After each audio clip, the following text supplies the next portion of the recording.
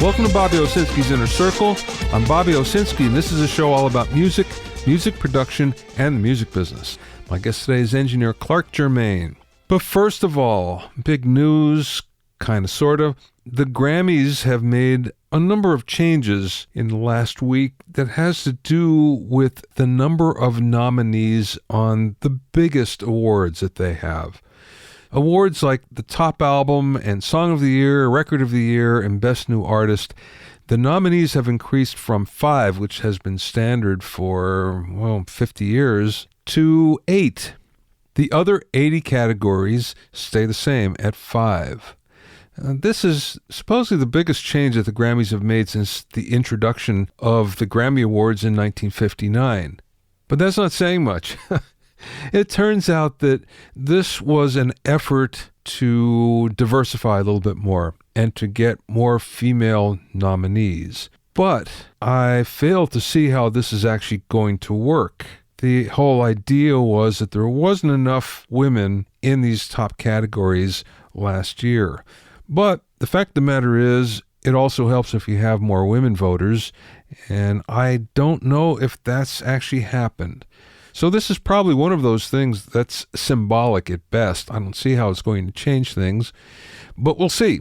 Now, there's a few other changes that actually did make some sense. Music supervisors will now be considered for Best Compilation Album. And that's pretty important because up until now, they haven't been part of this, or they weren't able to be part of it, and they should be, because music supervisors, in fact, are the driving force sometimes behind some compilation records.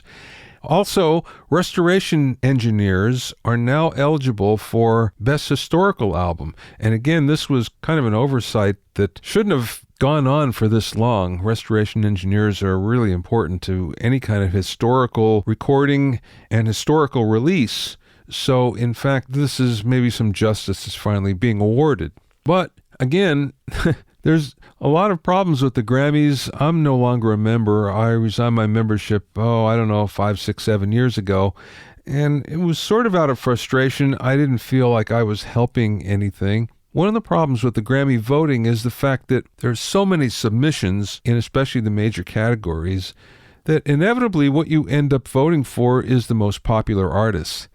And then there are the rumors that the major record labels, in fact, have gamed the system a little bit by getting all of their people fake credits, people in the mailroom and assistants and things like that who've never worked on a record, but they wind up giving them some fake credits in order to make them voting members and vote for that particular label's artists.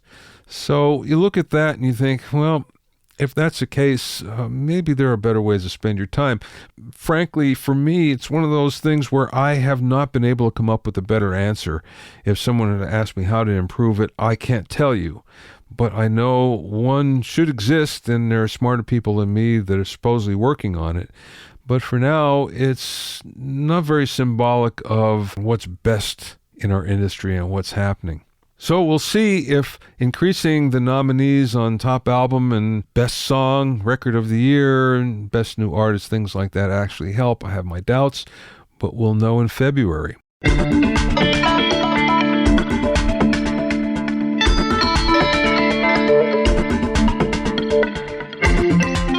If you have any questions or comments, send them to questions@BobbyOInnerCircle.com. Check out my Hitmakers Club for access to the private Mixers Facebook group, monthly deconstructed hits, mixing workshop, and Q&A webinars. And for a short time, access to my core training module bonus. Go to hitmakersclub.com to learn more.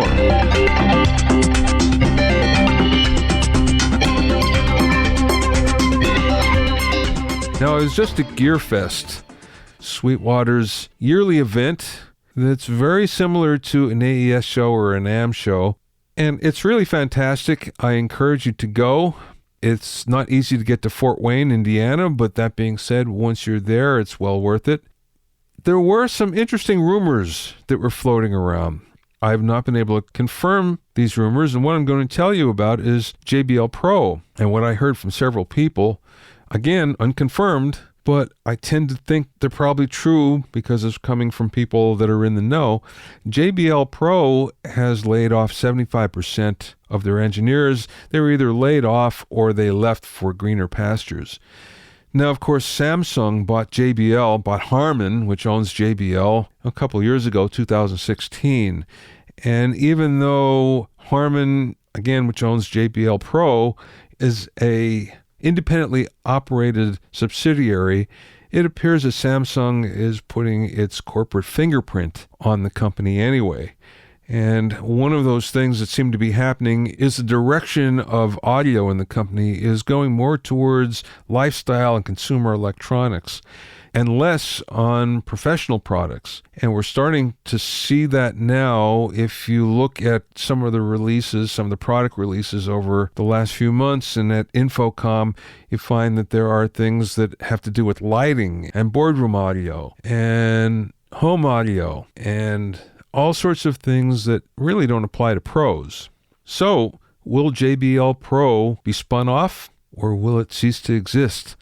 I don't think anybody knows except some of the execs within Samsung. But whatever the case, JBL Pro has been around for a really long time. It's always been a company that's made some great products. People are still using their products. There may be some other things that work better in certain cases, but in terms of speakers, boy, they've always made great stuff that definitely works and works for a long time. So we can only hope that the company sticks around and continues to do what it's always done, which is to make great products that pros want to use. My guest today is engineer Clark Germain, who started in the business doing live sound around Hollywood for the likes of X, Circle Jerks, Agent Orange, and Social Distortion, to name just a few. Eventually, he began working at some of Hollywood's most prestigious studios on projects by Michael Jackson, Tina Turner, Lionel Richie, Madonna, U2, and many more. Since going independent, Clark has worked on some other great projects in studios all over the world with the likes of Herbie Hancock and the Counting Crows, The Fray, and Sting, among many others. But eventually, he made the switch into the world of film and television, recording and mixing scores for Michel Colombier, Bill Conti, Ira Newborn, and others. In fact, he recently won an Emmy for his scoring mixing for the Amazon series Mozart in the Jungle.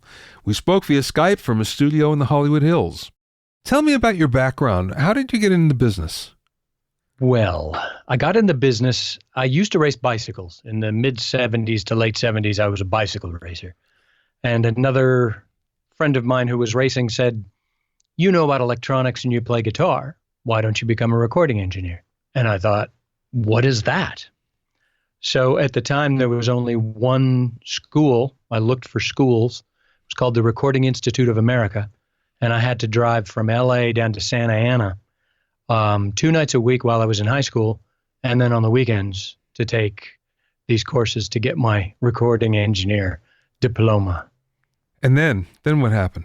Well, then I took my new diploma and I went around to all the studios in town, and I got a job cleaning bathrooms at Hollywood Sound Recorders, which at the time, 1980, 79, was one of the top R&B studios. A lot of records happening there. Commodores, Crusaders, Jackson 5, worked on the Jackson 5 Triumph album. A lot of different stuff coming in and out of there. Michael Jackson, we worked on a tune called I Want Muscles with Diana Ross and Michael. Peebo Bryson, a lot of different people coming through at that time. Wow, very cool. I read somewhere that you did sound reinforcement at some of the clubs around town for a little bit. One of the first things I did was I was putting out resumes and not getting anywhere. I was very into the punk rock scene in the late 70s. So I went to a place called the Hong Kong Cafe. Oh, yeah. And met a guy named Paul, who was one of the live sound guys there. And we became friends, and he said, "You can just take the nights that I don't work." So I was a 17-year-old kid doing sound for the likes of X and the Gears and Agent Orange and all these big punk rock bands at the time. And the club owners assumed I was 21 because it was a 21 and older club. So they would serve me drinks, and I would do live sound until 1 in the morning and ride my little Honda 90 motorcycle back to my parents' house and go to high school.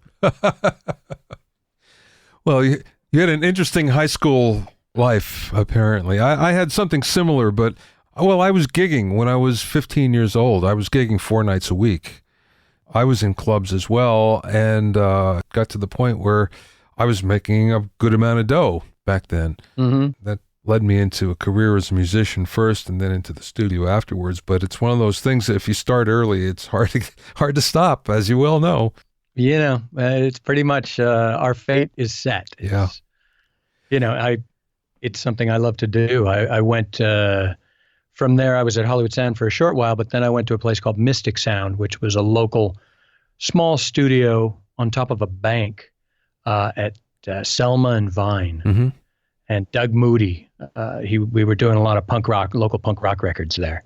So I was excited by the music I was working on, but not by the quality of the records per se. So that's when I went back to Hollywood Sound. Did you find that working in a club and doing sound there, doing live sound, helped you in the studio?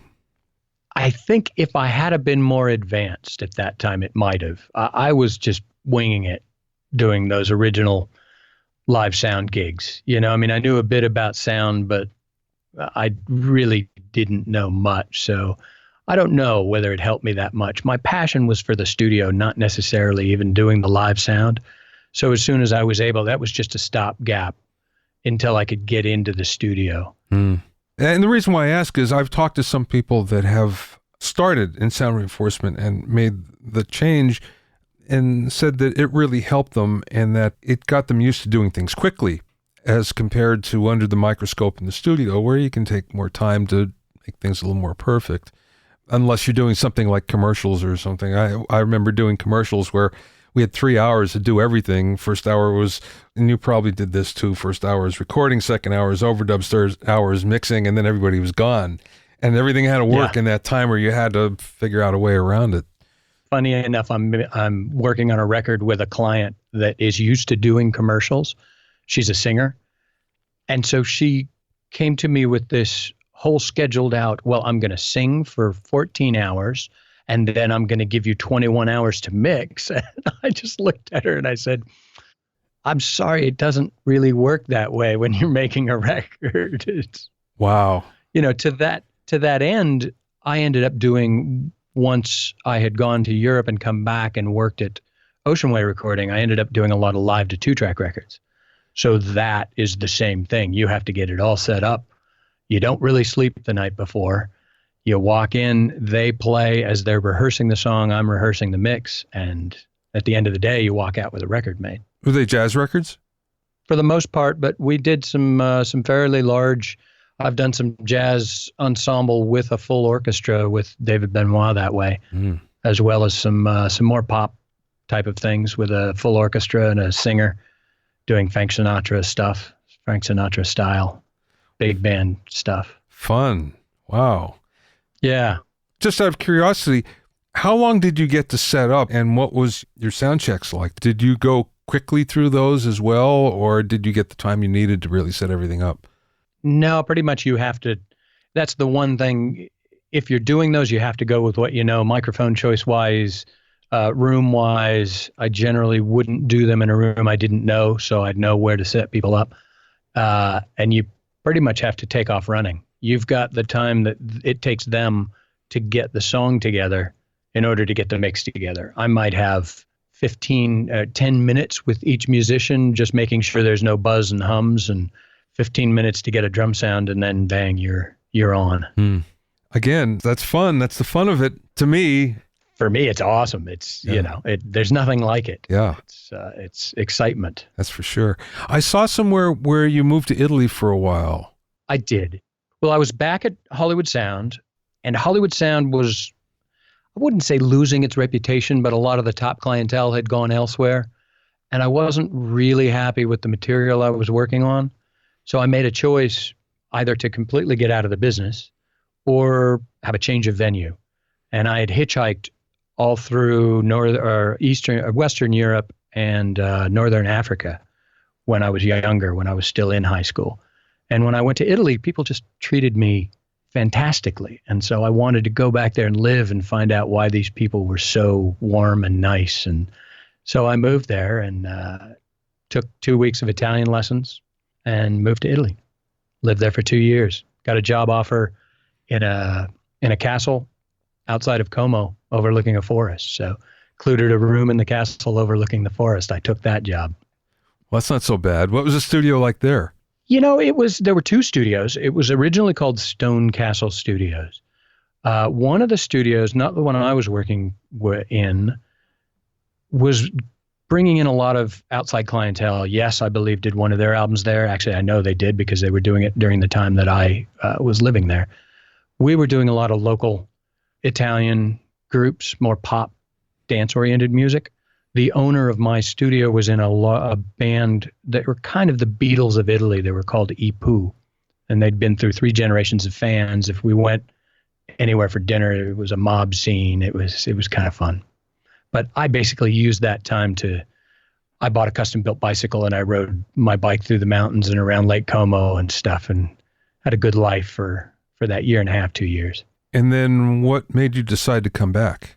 Well, my mother got cancer. So that was the primary impetus behind my coming back. Also, I kind of, once again, I think there's a bit of a thread in my career in that if I'm not enjoying what I'm working on, I change. And musically, it wasn't fulfilling what I wanted to be working on there. Lifestyle-wise, it was phenomenal, but musically, it was not. So I knew that I had something more to learn and more to do. So that begs the question, is that why you got into scoring? I got into scoring.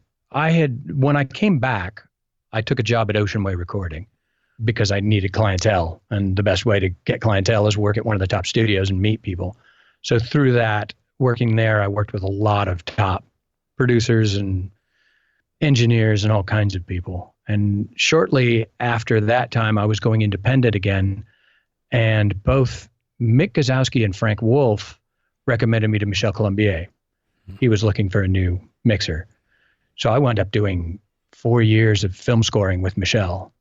That was just phenomenal for me. I loved that. Yeah. Because, after having gotten my feet wet in the Ocean Way size rooms, they weren't necessarily doing the big scoring like the stages, but I felt I had enough under my belt, and Michel was kind enough to take me on and teach me the ropes, as it were. Wow. What a great education. Oh, it's phenomenal. I mean, I think that I've been incredibly fortunate throughout some of my choices as well, even back to the Hollywood Sound days and then the punk rock days in the studios and in the live, just being open to experimentation, and then going back and sitting behind some of the greatest engineers and producers throughout the Ocean Way time was phenomenal, working on some of the huge records there. Who do you feel like you learned the most from? So hard to say. There were so many different characters that came through during that time.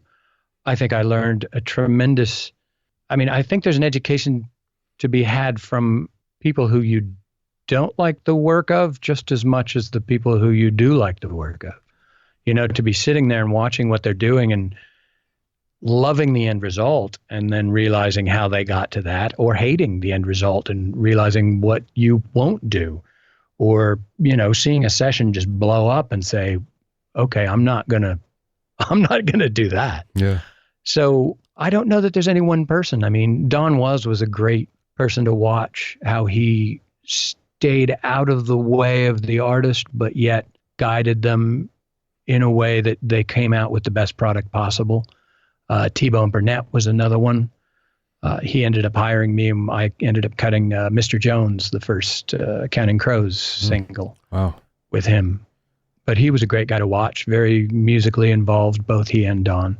Do you feel like you had a mentor somewhere along the way? I think I had a lot of mentors. Ed Cherney was fantastic to me when I was at that early stages of coming back to Ocean Way. I don't know that I worked with a lot of great people back in the Hollywood Sound days.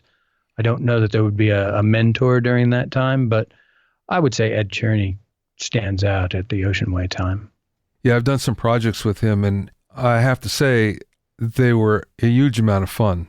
Everybody's always smiling with him around. Exactly. I mean, it sounded great, but that was almost a byproduct of just the vibe of the session. And that's a very important lesson, because I've met a lot of guys who are great engineers, and they understand mic technique, and they understand a lot of the stuff that perhaps isn't taught in schools nowadays, so the kids don't get it.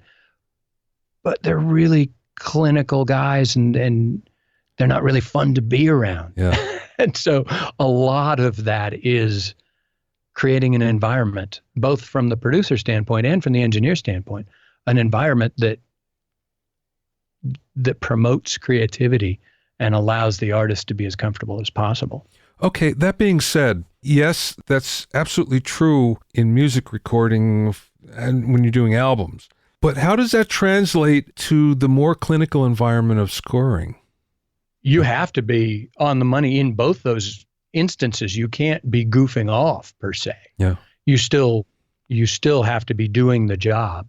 I think in scoring, especially in the TV world that I got into a couple of years ago, it's much more about getting it done and getting it done quickly, and getting the musicians in and out, because we have so many different ensembles that we're doing throughout one session or two sessions.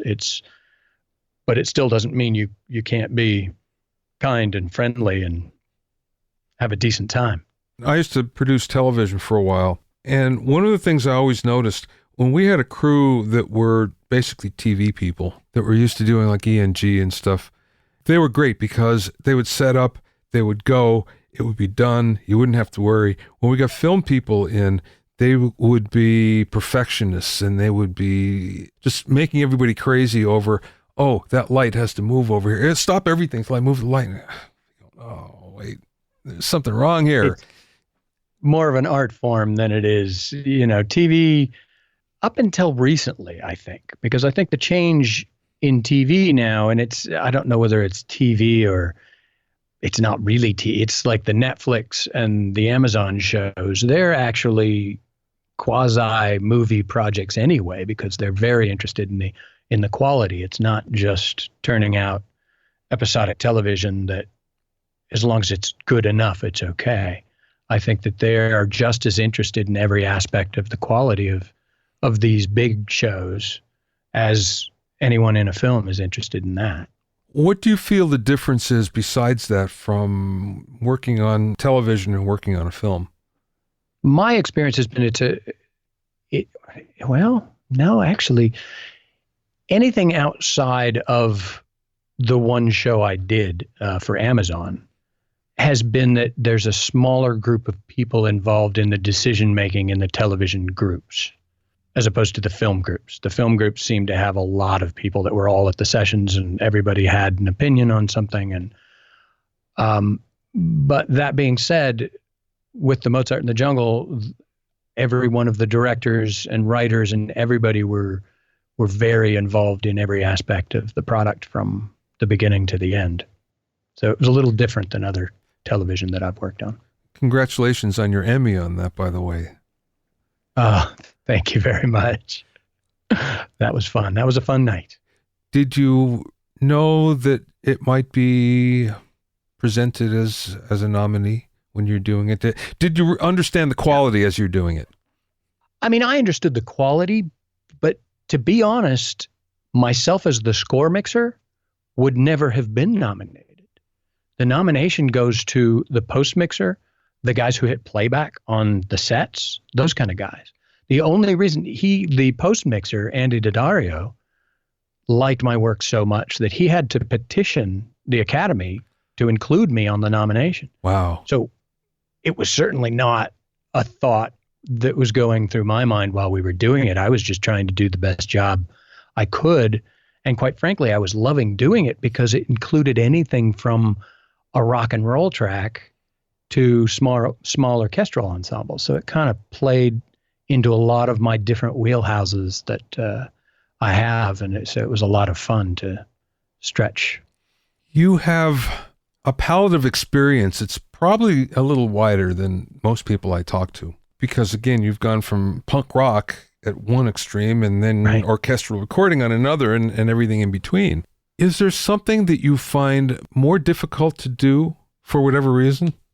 Let me think about that. More difficult. Or challenging? You know, not really. I mean, I love all of it so much. It's all different. It's different skill sets. For me, the most challenging thing in the beginning of any project is getting to know the cast of characters, whether it's the band and the hierarchy in the band or, who needs special attention, to TV film, the people that I'm delivering the product to, and who needs to be pleased and what their likes and dislikes are. Don't know that answered your question, but no, it's really interesting you should say that, because usually someone has a preference. I'd rather do this because, and maybe it's because, again, it's more in their wheelhouse, but you've done so much that you're comfortable going across everything and probably enjoy it, I guess, going from one thing to another. I love every aspect of it. I mean, I got to say that there's an incredible excitement to being with a new band and working through material and getting them a product that they're happy with. And then there's a tremendous excitement to be on a scoring stage with a full orchestra and, the time crunch that is there and the excitement of the music coming to fruition finally with all these great musicians. Are you a Decca-tree guy? I am. Yeah. Very much so. What are you using on the tree? M50s, when I can get ones that I like, I find them unbeatable, honestly. It's a little difficult. I believe Alan still has 3 that I used to rent. I honestly have not done big scoring stage stuff in a while. I did this, the Mozart in the Jungle was all medium size ensembles at best. So I wasn't necessarily Decca-treeing. I was stereoing everything. Mm-hmm. And stereo meaning space pair and spot mics? Yes. And then I did a lot of it in the Moroccan room. And that size room worked really well for what we were doing. String ensemble with some woodwinds added to it in the back and maybe some horns. How long have you had your studio? I bought the house about 15 years ago, and I started building it right away. It's kind of the reason I bought the house. I was living down in San Pedro, and I felt if I was going to build a studio, I didn't want to do it in San Pedro. I wanted to do it somewhere where I'd be around record label people and they could come by and listen to mixes. So I found this place in Laurel Canyon and pretty much talked to some designers and started within a year of having bought the house. Did you bring a designer in? I did. George Oxberger, I wound up hiring to do the design, which, no slouch. Hard to get any better. So he came in and did the design. And then oddly enough, it's in the back. What happened is I found this house that has an extra deep garage. It had a workshop in back of the garage. So that's why I chose this house. So it's in the back of a garage space. So as my garage door was open and I was breaking ground, I was thinking, George is well respected and a fantastic designer, but maybe I should have consulted with one of the younger designers. They may have had new techniques or something that George is not aware of, or space-saving ideas or something. And as my garage door was open and I was starting to work on the studio, a guy in a BMW pulls up and he says, "Are you the proud owner of that yellow Mini Cooper?" I said, "Well, yes, I have 2 classic Mini Coopers, a 66 and a 63. I said, "Why?" He says, "Well, I'm looking for somebody to work on my Mini Moog." I said, I've built my Mini Coopers from the ground up. I know how they work and I know how to work on them, but I don't have time to work on them anymore. I'm in the music business." And he says, "Oh, I'm in the music business as well." I said, "What do you do?" He says, I design and build recording studios." I said, "What's your name?" He says, "Vincent Van Hoff." Oh, geez. Vincent Van Hoff was my neighbor. Wow. So we became close friends. He came, sat down, looked at George's design, loved, of course, he has tremendous amount of respect for George. He added some trapping in the back, which I did add. And he sat here and did a sketch with me at the console and what I should add and trapping in the back. And I had him sign it. So that's one of my, unfortunately now, keepsakes from our friendship is my hand-drawn control room drawing by Vincent. Only in Hollywood. Yeah. Yeah, no, he was a great guy. So that was kind of the culmination, and I built it myself with one other guy over the period of about a year and a half. And then as I was starting to build it, I would tell my neighbors, just so they didn't turn me into the city, because they would see me bringing in lots of drywall and all kinds of stuff. And one of my neighbors said, well, that's interesting because we are about to close our studio. They had a place called Post Sound down on Sunset Boulevard. Phil Soretti, are you kidding? Phil Soretti is my neighbor across the street. Oh, okay. So this is Phil Soretti's board. He bought it brand new. I am the second owner of this console. Well, I was going to ask you about that. You're sitting in front of a 48 input AMEC 2500. And the reason why it sparked some interest in me, I was a sales manager for AMEC for a couple years in the 80s. So I'm very familiar with those consoles and familiar with Graham Langley and everybody, and been to the factory multiple times and knew a lot about what was going on with AMECs. I understand, as you do, the value of them and how great they do sound. Underappreciated, I think. Yeah, exactly. It was Rupert Neve's first design when he went over there. So it has his electronic genius in it. It just isn't a Neve, so... He didn't do much, actually. He changed a few things, but it's mostly Graham, as I understood it. I remember actually going to Dean Jensen as well, because Dean Jensen was next door to the AMEC office in North Hollywood. And there was going to be some collaboration, and Dean would not have anything to do with us until he saw some schematics. So I remember taking a 2500 schematic over and him looking at it and saying, yeah, this guy knows what he's doing. Okay, let's do something. Nice. You know, again, it was a sign-off from two people that know what they're doing. Well, I've got a funny story to tell you about the AMEC. I had a few techs over because I was having some problems.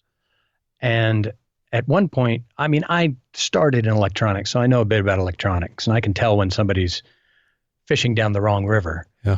So I was a little frustrated, and I talked to a friend of mine that has a studio down in the South Bay. And he said, you know, there's a guy that you have to get if you need a tech for an AMEC. And I said, okay. He said, his name's Martin Arthurs. I said, okay. So I call up Martin Arthurs. Martin comes over. He walks into my control room. He looks around, looks at the console, looks up at me, looks at the console again for a long time. And he goes, mind if I pull the main module? No, knock yourself out. Pulls out and he goes, yep, MA. This was okayed by me when I was working on the factory. Yeah. I thought, okay, I have the right guy. Yeah, I mean, there's a lot of that. I remember we had Mitch Easter. I don't know if you remember him. He was a producer who was kind of responsible for REM. They came from the same place in Georgia. And he had a studio and he bought an AMEC Angela. And he was having some bizarre problems that nobody could sort out. So when the guys from the factory came over, Greg Hogan, and he and I traveled down to rural Georgia. I mean, it was really out in the sticks. And Greg did the same thing. He pulled the module and he looked and he says, yeah, that's me. But the interesting thing is he found a cold solder joint that nobody else would ever find. It was one of those things. I looked at him and I was amazed. It's like, how did you even understand that might even be there? Right. But he did it in a flash. Those are the guys you want working on your console. Trust me. No kidding. And then Benno, are you familiar with Benno May? Absolutely. Well, Benno came in one day and because he wanted to hear my monitors because other people had heard the monitors and they liked them. And he looked at the console and he said, do you have the schematics for this? I said, yeah. He goes, are you working this weekend? I said, no, don't have anything going on. He goes, you mind if I take 2 modules and the stereo bus module and the schematics home with me? It's like, knock yourself out. So he completely modded the 2 modules so I could hear them with what he felt. He changed out the VCAs to that corporation VCAs, as well as changed over some of the input and output chips, as well as went through the stereo bus. I put them in and it was phenomenal. So then he sold me all the parts and I modded all the rest of the channels myself. So it's pretty highly modified at this point. How long did it take you to do that? I did it slowly. I did it in buckets. So I would do 10 modules at a time and then put them back in and then keep working and then do another 10 modules. Yeah. It was fun because, of course, it never, I'm not a full-time tech. It's like anything. If you can play drums and you don't play drums, you can kind of play drums, but you're not going to play drums like a pro that plays drums every day. Yeah. So as a tech, I know how to do a lot of this stuff, but I'm certainly not a great tech. So there would be the occasional module that went back in and didn't work, and I'd have to then troubleshoot what I had done wrong. Yeah. That being said, okay, so when you first created your room, I suspect that you did it with the idea of doing records in mind, right? Yeah. And then you get into scoring. Was there any major changes that you had to do in order to accommodate that? No, most of this console came from a scoring facility, so it had a lot of unusual aspects to it for mixing score, because that's what Phil had ordered it for, and that's what he was doing with it. But honestly, nowadays, most of the scoring stuff, I have to do it so quickly, and I have to deliver so many different versions to different people at different times. I'm doing most of that work in the box. I do my records, like I'm mixing a record right now. I broke it out onto the console, and it makes me smile every time I get to do that. But the scoring work, because of the deliverables, I wind up doing it primarily in the box. Amazing, huh? Everybody's gone over. Yeah, I mean, I still go back, though. I'm one of the few people that goes back. And honestly, I'm shocked when I do. Like this particular record, it was a very acoustic record. And as soon as I started mixing it on the console, it just came together so much quicker, so much more easily for me, being a tactile guy and being used to that from before. I love having the option. Okay, that being said, you have both paths available to you. So when you're in the box, what are you doing in order to get closer to the sound of the console? Is there an approach? Is there a series of plugins? Is there something that you're using that you feel gets you closer to that? Well, I mean, if you're just talking plugins, I'd probably say I'm a fan of the UAD stuff. So that tends to be a little more analog-y and a little more, because I didn't turn you around, but I've got a whole rack of Neve compression and stay levels and other things in the rack as well that used to travel with me from studio to studio. And many times if you hear, I'm sure you've gone through this as well, you hear something and it's slightly harsh and you say, wow, a stay level would be great on that. It would pop it out and it would mellow it out. But for years, the plug-in version of whatever that happened to be didn't do the nice thing that the hardware version did. But a lot of the UAD stuff is getting closer to that. And I think just taking care to make sure your gain structure doesn't get out of control, because in the box, it can get out of control and you can still be living with it. It's not clipping necessarily, but it's kind of out of control. And you find when you back a lot of that stuff back, you start to get back your depth and some of your other things. Even though you're not necessarily clipping, you're still defeating the quality of your mix. Are you using anything like saturation plugins or anything like that? I have yet, and I can't say that I've tried them all, but I have yet to find any that I like. I do like the ATR tape machine as an overall. I will put that on the stereo bus from time to time if that's what I'm looking for, just because for me, the ATR 1/4 inch was my favorite sounding machine to go to. And I feel they've done a very good job of that. And it's also very versatile, and you can change formulations and overbias and change your tape speed and find something that works for that particular mix. I've never been convinced myself. And I kind of felt like I never really liked what was coming off the tape machine as compared to what was coming off the console to begin with. It was one of these things where, like, I want it to sound like what's coming off the console. Why doesn't it? So why should I go back and emulate something that I really didn't like? Is the way I look at it. No, I totally agree. I think that for a lot of people, it had a gluing effect, which is what, that's the buzzword they all talk about now.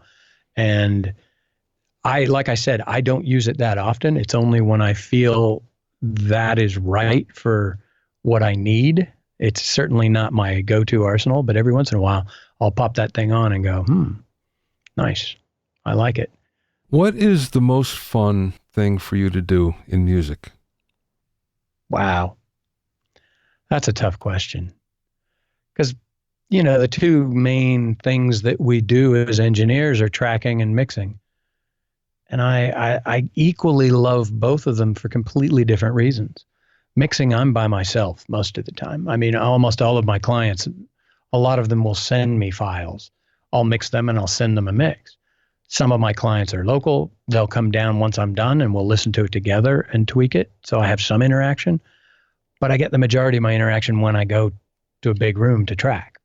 Then I'm actually seeing other engineer friends and producer friends in other rooms. We used to live in multi-room facilities and not bump into people and be able to listen to other people's stuff.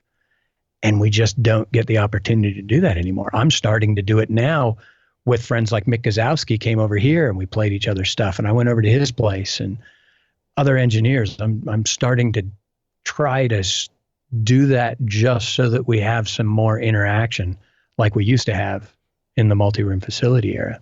Yeah, everybody complains about that aspect where even on a social level, it was nice to be able to interact in the kitchen someplace or a lounge, and you don't get that anymore.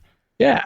I mean, that's why we have our audio lunch. I mean, that's one of my favorite things about that is I get to see a lot of people and talk about what are you doing and, how are you doing it and just how are you doing and how's your family and other aspects of life in general. Okay, Clark, last question for you. And sure. Thank you for your time, and also thank you for the great audio. I can barely see the mic, but it sort of looks like a 47. It is. Okay. I decided I'd try and give you better audio, so I got out my Apogee Element 88, took a 47 fed into it for my my Skype feed. Yeah, it sounds terrific and far better than what I'm used to getting, so thank you for that. Well, my pleasure. So you've been doing this on your own for a long time as an independent. What's the best piece of business advice that you learned along the way, or maybe you received from somebody? I mean, there are so many of them. Probably to get your ego out of the way and make it about the music, make it about either the piece of music or the artist that you're working with. So many times we get wrapped up in, not we, because I can't speak for anybody else, but throughout my career, because it's been so long, I've had periods where I thought, wow, look at me. You're lucky to have me recording your music. And that, pardon my French, but that's just bullshit. And getting rid of that and understanding that the most important thing to do is serve the piece of music and or the artist and make them as comfortable as they can so that they then get the best out of their piece of music, I think and I've learned that. I've had that told to me, and I've also learned it by watching, by observation of people who do and don't do that. You can find out more about Clark at clarkgermain.com. That's ClarkGermain, clarkgermain.com. Thanks for listening and being in my inner circle. Remember, if you have any questions or comments, send them to questions@BobbyOInnerCircle.com. To listen to other episodes of Bobby Owsinski's Inner Circle, go to BobbyOwsinski.com and select the podcast tab, or go to BobbyOInnerCircle.com, or find it on iTunes, Stitcher, Mixcloud, Google Play, and Google Podcasts. At BobbyOwsinski.com and BobbyOInnerCircle.com, you'll also find a sign-up form for my newsletter and for alerts for new podcasts. This is Bobby Owsinski. I will see you next time.